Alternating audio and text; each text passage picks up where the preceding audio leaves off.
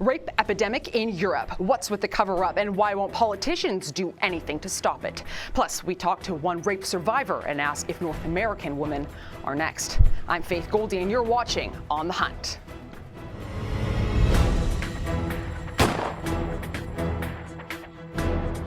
Do you not have an answer for them, Justin?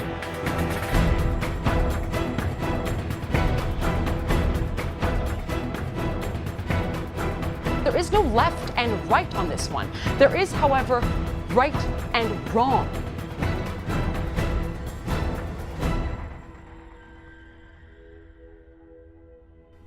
Hitler said he alone who owns the youth gains the future. And on this topic, the madman had a point. What we teach our kids matters. Problem is, from grade school to college, our kids spend 4 to 8 hours of their waking life every weekday in a bubble of political correctness led by agenda-oriented educrats. What they're being taught and often what's being left out of lectures can lead them to half-truths, even flat-out lies about the world around them. But hey, don't take it from me.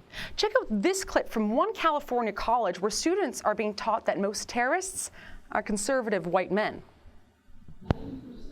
Are from these white Caucasian men. And by the way, I'm not saying white men are evil, but that's what we should be thinking about. Usually they're people who are religiously motivated and politically conservative. And these are the type of people we always think of being like really against terrorism. Most are, but these are also people who kind of fall off the wayside, probably due to things like mental illness, and they do things that are called terrorism and are terrorism. Yeah, actually, that's not true. According to the 2015 Global Terrorism Index, Islamic terrorist groups Boko Haram and ISIS alone were jointly responsible for over half of all claimed fatalities worldwide. And no, conservative white males did not take the number 2 spot. And yet, the demonization of them in educational institutions continues, owing in large part to the third-wave feminist hegemonic class at the front of our classrooms. Now, having emerged from an all-girls school after 14 years as a bona fide social justice warrior, only to do an about-face after exiting mandatory gender studies courses at Canadian universities, one of which, by the way, here as an aside, actually referred to female genital mutilation as female genital beautification. Seriously. Believe me when I say, the left is in control of your kid's day. And while they're busy inventing things to be offended at, like fat shaming and slut shaming, they're not talking about the real clash of civilizations at our doorstep. So, let me let you in on 4 truths not being taught in school today. Lesson 1. White conservative men are not the enemy. Regressive leftist governments and their policies are. After months of an open-door policy to migrants, Germany has totally lost control and spun into crisis. Some 516 criminal complaints were filed over New Year's events in Cologne. Roughly 40% of those were for sexual assault. And half of the perpetrators, you guessed it, they're identified as asylum seekers. One police report quotes a man during the chaos saying, "I'm a Syrian. You have to treat me kindly. Miss Merkel invited me." Yeah, she sure did. Just like the governments of Finland, Austria, and Switzerland, all of which are experiencing a huge influx of migrant sex attacks. Governments in those countries are now warning females not to go out at night alone. Can you imagine that happening in your hometown? All of those countries, of course, are only outdone by Sweden's government, which took in more so-called refugees than any other country in relation to its size. Yeah, it's now the rape capital of Europe.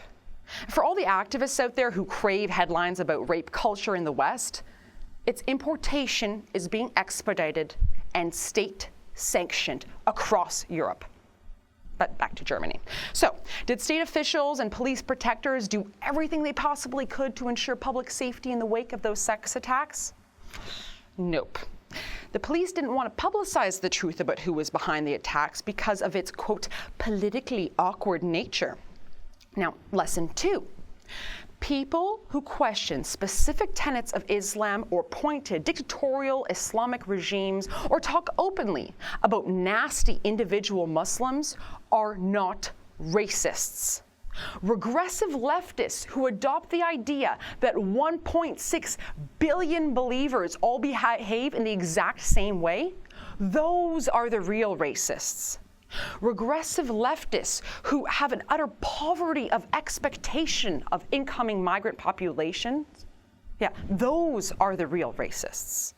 Why shouldn't migrants be held to the same standards as Westerners? Are they not capable of being anything more than savage in their sources for sexual entertainment? But see, that's the thing. Today's so-called liberals have become so obsessed with identity politics that they've lost sight of the individual. Lesson 3. Conservatives aren't trying to turn back the clocks. Today's pseudo-liberals, they're the real medievalists. The great lie behind today's liberals is that in the name of progress and liberalism, communal rights have been prioritized over individual rights. And that is a step way, way backwards. Look no further than how authorities in Cologne dealt with people exercising their freedom to public protest following the sex attacks and the massive cover-up. Authorities used water cannons and police dogs to shut people up and shoo them off. In Germany, seriously. Or how about Cologne's regressive leftist mayor? In the wake of the sex attacks, this woman on your screen, advised women to adopt a code of conduct, urging women to keep at, quote, arm's length away from strangers, so that, quote, such things do not happen to them. Yet, the responsorial silence from the slut-shaming crowd remains deafening. I mean, it's no wonder that there's been a 250% increase in German Google searches for the word gun license. Now, here's an alternative proposal as far as code of conducts for women go. Provided it's done within the law, buy a handgun, learn how to use it, and if possible, don't leave home without it. And if I may, here's a code of conduct suggestion for governments worldwide.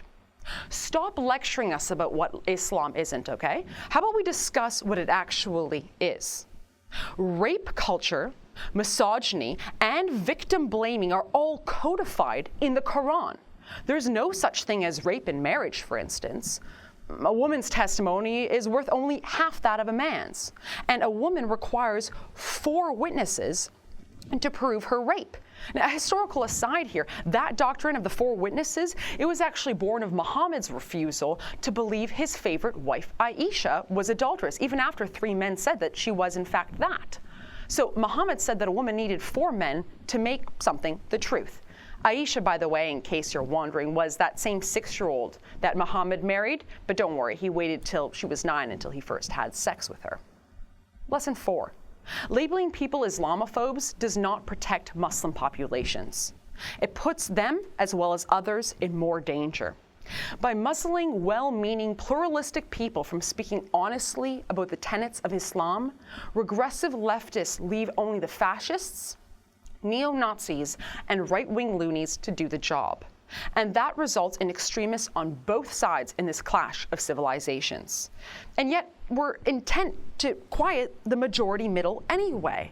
On the world stage, the 56 Islamic states that comprise the Organization of Islamic Cooperation have moved to suppress hate speech, which, by the way, they equate with something as simple as the criticism of Islam in 2 UN resolutions. And right here in Canada, as our numbers of migrants tip 10,000 mark this week, well, Quebec's Bill 59 looks to prosecute so-called Islamophobia with, wait for it, a $20,000 fine and your name posted on an online list of offenders in perpetuity. Under that law, I would be fined for doing what I am right now. In case you're wondering, I can't afford it. As Germany is poised to see their migrant invasion top 10 million, and we receive another 40,000 by year's end, the sour fruits of foolhardy government policies are just beginning to unearth. Folks, take time to teach your kids the tough truths coming out of Europe, because it's their future that will ultimately be affected. The regressive left will continue to use professors, politicians, and popular culture to change the tune. But be not afraid.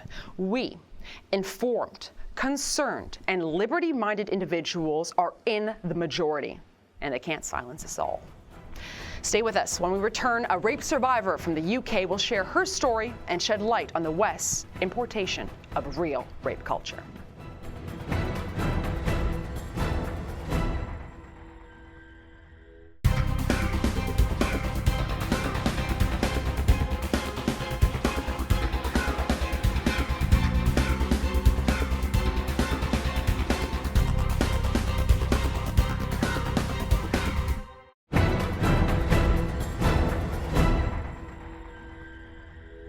Taharush, it's an Arabic phenomenon which means collective harassment and refers to sexual assaults carried out by groups of men in public places. And now it's sweeping Europe.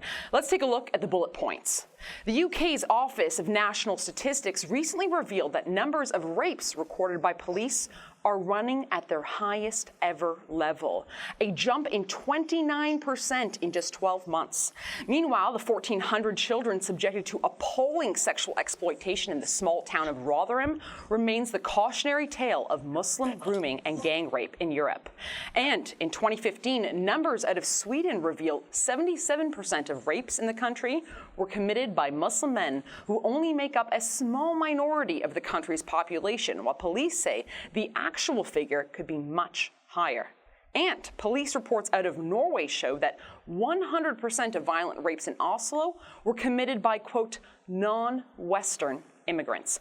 Joining us now is founder of Marias, which stands for Mothers Against Radical Islam and Sharia, Tony Bugle. Welcome, Tony. Thanks for having me on. Tony, tell our viewers here, why did you start this organization? I started the organisation because having been gang raped myself, I know the devastation that rape causes. And as the numbers started to break and we started to see masses of numbers of young girls being trafficked and groomed, I realised that the one thing we weren't seeing was any of these so-called feminists, that's our inverted brackets, as I like to call them, the nice feminazis who like to do absolutely nothing about the problem. And I thought it was about time that actually we stood up and said that enough's enough, because it's got to a point now, I don't think people realise how bad it's been in the UK for a number of years now. No, since the time of your gang rape, and I appreciate you being so vocal and using that sort of an atrocity for the greater good to help women going forward. That was 30 years ago. Tell me a little bit, over the past 3 decades, what have you seen? Is the UK and is Europe changing in your view? Oh yeah, the UK without a doubt has changed almost beyond recognition. I wasn't raped by Muslims, but it did force me into a situation of being on the streets, living homeless. And I encountered then Pakistani men who were pimping out a 12-year-old girl. And I just remember she was only the size of an 8-year-old child. She was very petite. And she was being pimped out on a regular basis. Now, they did attack me on several occasions to try and force me into prostitution. So even when you go back as far as when I was 15, and I'm 47 now, looking getting good on a little bit, she says, but going back to then, you don't make the connection as you've watched it happen. You pick up on these connections all the time. And I started to notice that there was more and more predominantly Pakistani men, but it wasn't just Pakistani men, but the one thing they had in connection were they were all Muslim. Now, you mentioned this 12-year-old girl, and you're hearing reports and reports out of the UK and other places in Europe where parents will say, my daughter is now a victim here. And the police will come back to the parents and say, well, sorry, your daughter's just a prostitute. What's happening there? Are the authorities out of touch with what's going on, or are these women just making their own free choices? Women, children, I should really say. Well, as a child, you can't make a free choice. You're a child. That's the whole point. It's impossible to be a 14-year-old prostitute. You could be a 14-year-old that's being prostituted out by pimps, but it certainly isn't a choice. And these girls are often groomed from as young as 11. And they're groomed because they spot their vulnerabilities, they spot their weaknesses, they see that they're perhaps loners, maybe they're being bullied at school. Sometimes they'll get their little brothers to befriend the girl and introduce them to the bigger brother. And then they get passed around the family. And once they've gone to that point where they've raped them or they've beaten them or abused them and threatened their family and threatened them, then they're at a point where the fear alone keeps them quiet. Now, we use the example of Rotherham time and time again across the world, frankly, as the horror story. But from where you are there other pockets across the UK? Oh, yeah. I mean, if it's all right with you, I do have a list. I purposely keep my list because I've been obviously doing this for quite a while. So these are, if you've got to remember, this is mostly England, not the whole United Kingdom. This is mostly England. So in England alone, just the places I know of, we have Keighley, Blackpool, Oldham, Blackburn, Sheffield, Manchester, Skipton, Rochdale, Nelson, Preston, Rotherham, Derby, Telford, Bradford, Ipswich, Birmingham, Oxford, Barking, Peterborough, Aylesbury, Stevenage, Mile End and Bethnal Green, Hackney and London, Whitechapel, Finsbury Park. These are just the places I know of where there has been grooming gangs of Muslim men targeting predominantly white girls. There were Sikh girls that were targeted, but even if you look at the way they targeted Sikh girls, it was more a form of love jihad. They would get the girls to fall in love with them and then entice them into Islam. When it came to being a white girl, it wasn't always about converting them to Islam. It was more about trafficking them out. They would get their trust. Once they got their trust, they would rape them, then they would traffic and pimp them out. And they've had some of the most horrendous things. One girl who I've been working with now for the last year, she had drills held to her knees. She was beaten with chains. She wasn't permitted to urinate. She wasn't permitted to get off of the bed. They would take her from one end of the country to another, to different hotels, Premier Inns mostly, where men would then come with their brothers and their cousins and would line up and take turns on her. My God. And, you just go through that whole list, and behind that list, you have to think that there are individual girls actually being targeted. You use the word Muslim several times, and so a few questions come out of that. First of all, why am I reading in the news reports that they're Asian men that are committing these awful atrocities, these sexual predatory acts? Because, unfortunately, we now live in a politically correct society where even our police are being told. There's a chap that speaks to me, he's an ex-UK response police officer and no longer a UK response officer. But during his time of working, was told not to arrest them. They would make fake 999 calls, and when the police went out there, they would have bricks launched at the car, but they were told not to arrest them for fear of causing racial tension.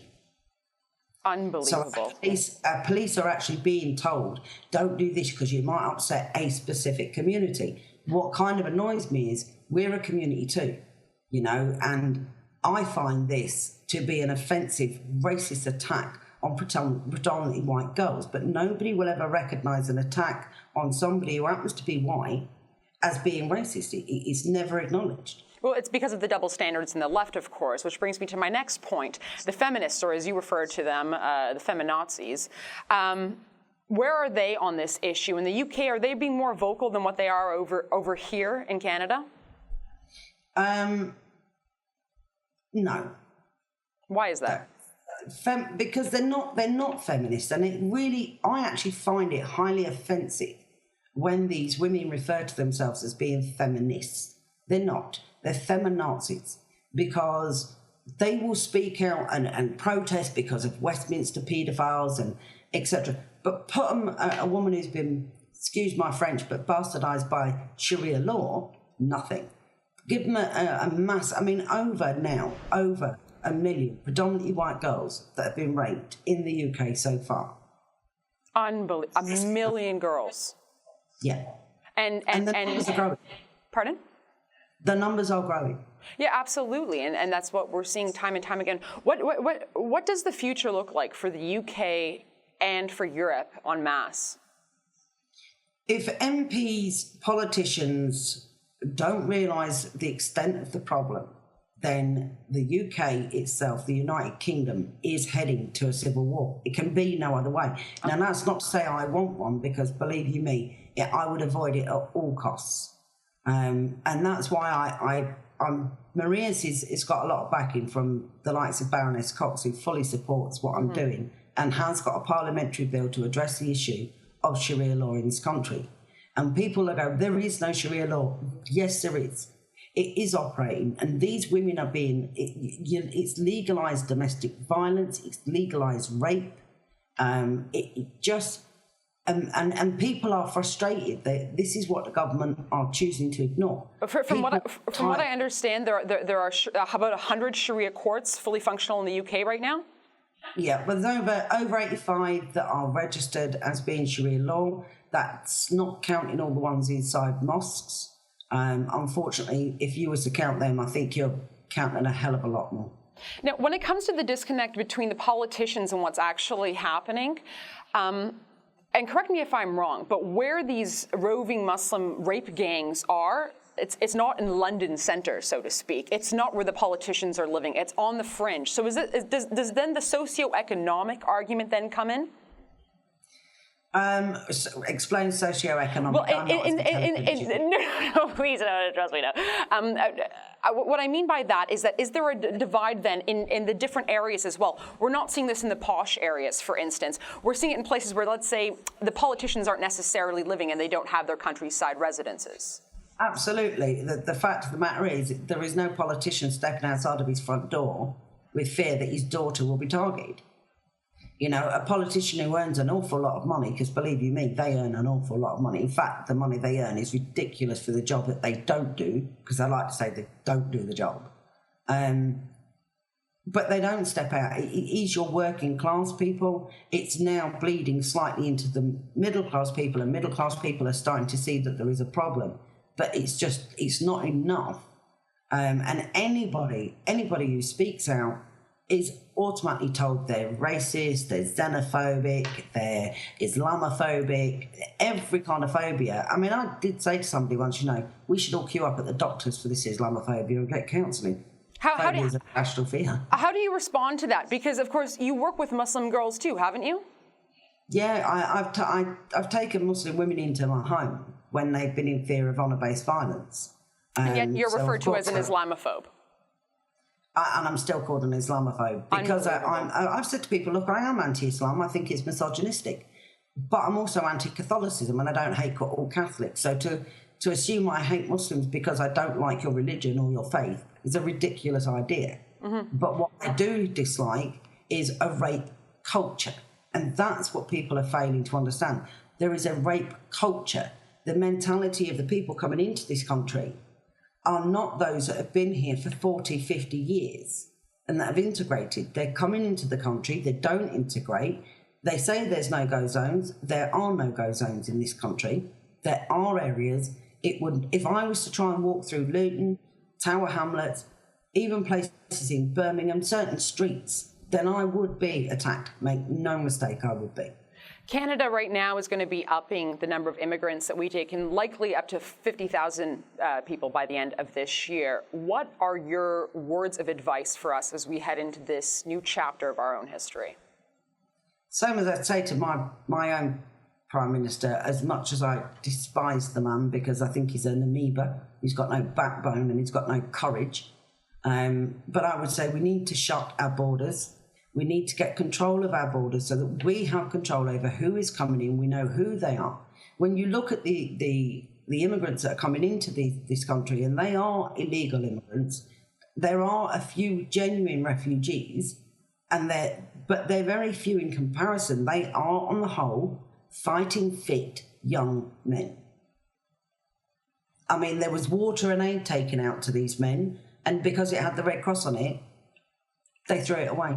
Because it was and we actually played some of those videos here at the rebel.media. Now, how can folks help you out at Maria's? How can they find you on the internet or otherwise? Because I'm sure that a lot of our viewers are going to believe in what you're doing, going to want to help out.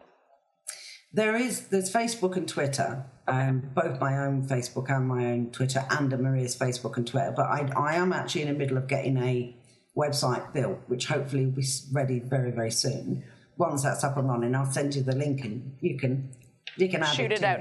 Absolutely. And I'm hoping that we can have you on again as situations, I'm afraid, continue to develop. Unlike so many of the European politicians out there right now, Tony, you do have a backbone and you do have courage. Thank you so very much for that courage and for sharing it with us today. You're most welcome. Can I just say before I go, Please. I am also standing for Police and Crime Commissioner in Bedfordshire. Good because for I think you. it's high time we got rid of political correct policing. So I'm standing with the English Democrats to try and protect England. Hear, hear. Well, we wish you the best in that luck. Please do keep us updated, and we can't wait to have you back on.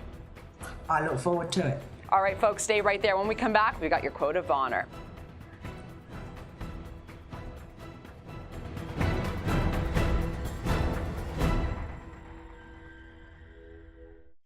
Ontario residents are being hosed on electricity prices. The latest Auditor General's report says we've been overcharged by $37 billion over the last several years. That works out to nearly $2,800 for every man, woman and child. Why? Mismanagement and bad policy choices from the Ontario Liberals. It's going to cost us billions more in coming years. Energy Minister Bob Chiarelli won't take responsibility. He's lashing out. It's time for Bob to go. If you agree, go to firebob.ca. That's firebob.ca and make your voice heard.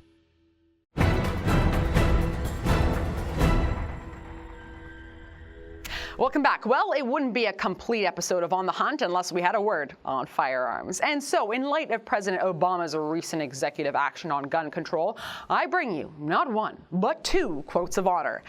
Well, the second one is more like a quote of dishonor.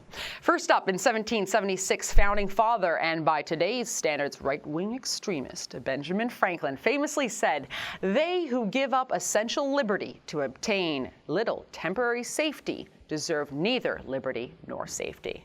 But this week in his remarks about gun control, outgoing President Barack Obama, boy, that feels good to say, well, he said that we understand there are some constraints on our freedom in order to protect innocent people.